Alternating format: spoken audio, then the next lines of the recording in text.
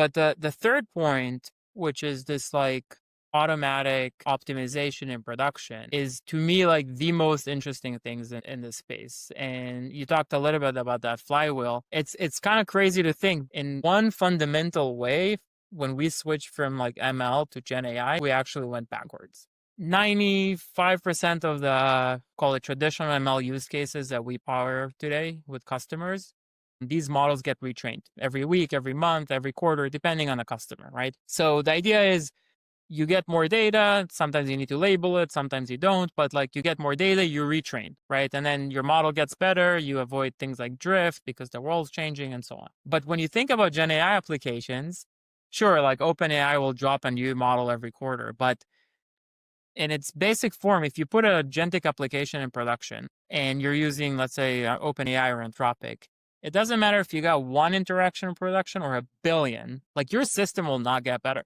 Like there's no mechanism to make it better other than that manual, tuning that the users are doing that, we obviously support.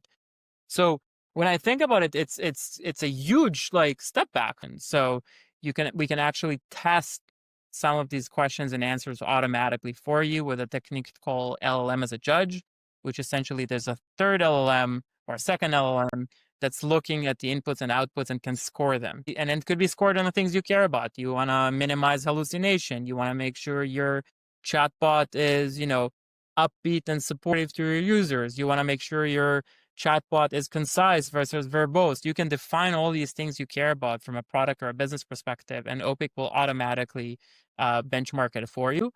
And then again, back to that benchmark data set. You look at the samples that your system didn't do well on, you add them back to that benchmark data set, and then you go back to development, make more changes, and improve it.